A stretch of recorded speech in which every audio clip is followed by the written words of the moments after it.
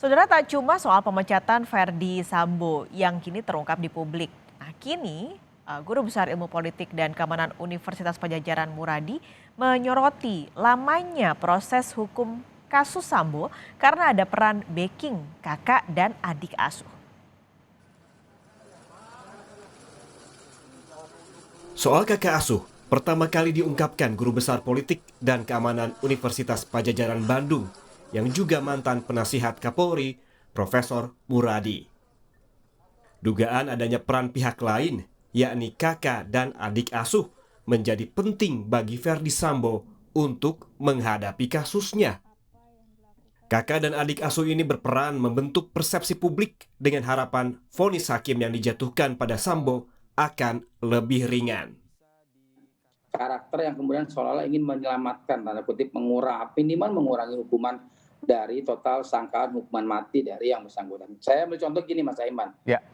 Mulai tersangka, kemudian sidang komisi etik, ya, kemudian banding, dan banding itu ditolak. Nah, sekarang itu adalah yang harus kita kawal betul adalah proses persidangan. Oke. Karena kakak ini punya peran misalnya nanti adalah membangun persepsi publik seolah-olah yang FS ini innocent dan sebagainya. Ini akan mengganggu ataupun mempengaruhi perspektif dari hakim dan jaksa. Meski tak menyebut siapa orangnya, Muradi menyebutkan sang kakak asuh berperan penting dalam karir Verdi Sambo.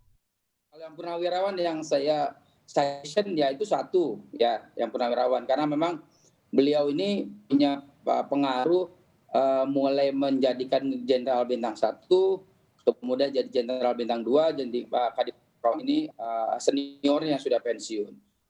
Menanggapi soal informasi ini, Kadif Humas Polri Irjen Dedi Prasetyo menjawab pendek. Belum terinformasi, kata Dedi ketika dikonfirmasi Kompas.com. Tapi informasi ini masih ada di publik.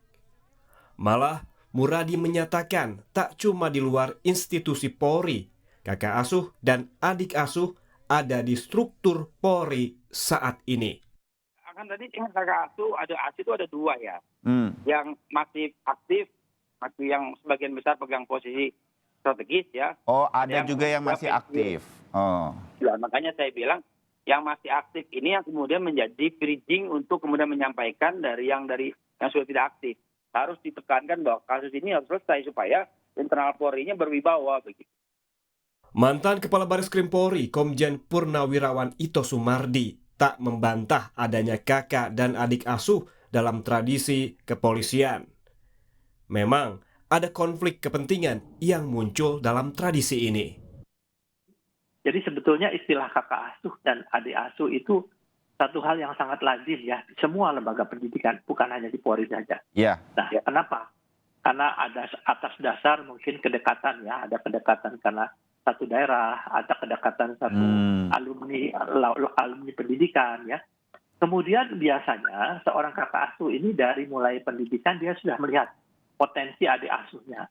Sehingga pada saat kakak asuh ini ya itu menjadi pejabat di Polri, tentunya yang bersangkutan juga akan melihat bagaimana adik asuhnya pada saat dia bertugas di Polri. Bisa saja timbul, Mas Bayu, ini ada loyalitas sempit ya, keberhutangan budi ya, kemudian juga barangkali yang bersangkutan itu menyisihkan daripada potensi-potensi lain yang lebih baik yang kebetulan bukan jadi adik asuhnya.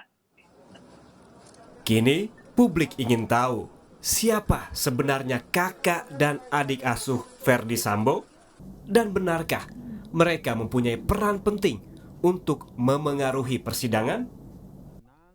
Tim Liputan, Kompas TV.